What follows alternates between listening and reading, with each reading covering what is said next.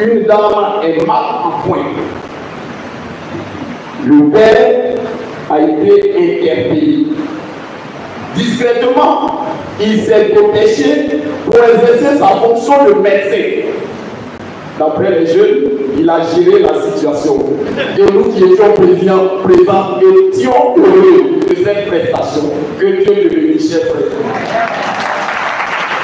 Oui, frères et sœurs, notre jubilé, l'abbé Arthur Joël Abégué, fait la fierté de l'église, fierté avec grand F.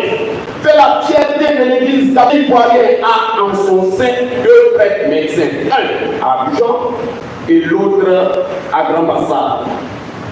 Nous disons merci au Seigneur.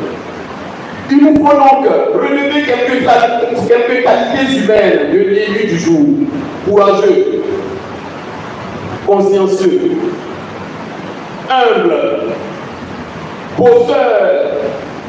Quand j'ai dit bosseur, c'est avec grand P. Il a fait le tronc commun. Chacun de nous en Côte d'Ivoire sait ce que représente le tronc commun à Bobo-Gagné. Il était déjà prêtre.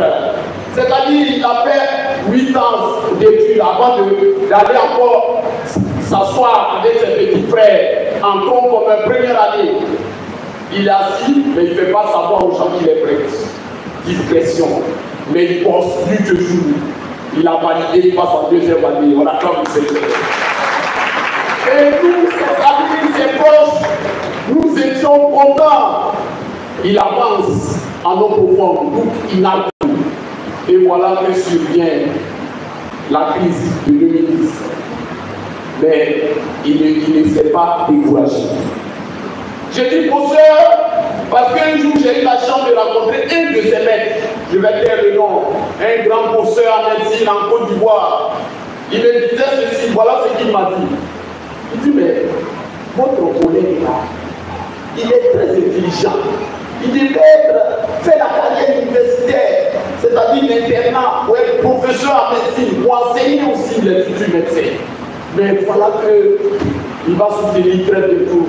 Je dis, professeur, tout ce que Dieu fait pour donc il va continuer à prendre l'eau, donc très souvent malade, mais fatigué, il vient nous soigner.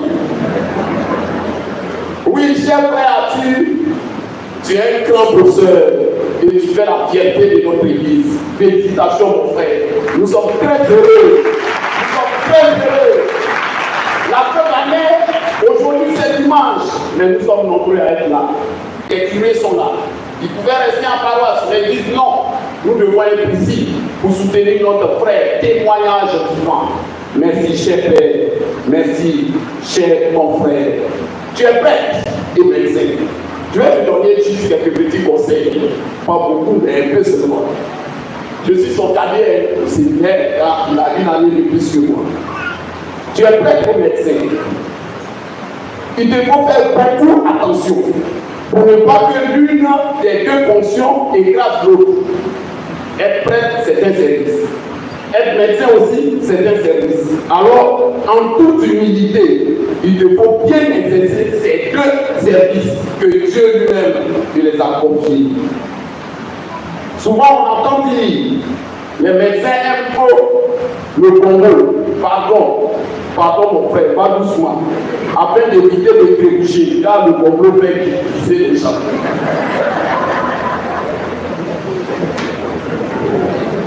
Oui, cher frère Arthur, nous sommes encore, nous, tes confrères. Je le dis et je le répète, la répétition est pédagogique. Tes confrères que nous sommes très fiers de toi. Et nous sommes très heureux d'être à tes côtés en ce jour de ton jubilé. Merci. Analysons à présent les textes soumis à notre méditation. Au lendemain de la mort et de la résurrection de notre Seigneur Jésus-Christ, nous sommes au 1er siècle de l'ère chrétienne, la vie de foi des disciples était difficile, voire impossible. La raison est que les autorités juives d'alors ne veulent pas entendre ceci. Christ est ressuscité. En effet, c'est dans cette ambiance malsaine que les disciples de Jésus ont persévéré dans la foi.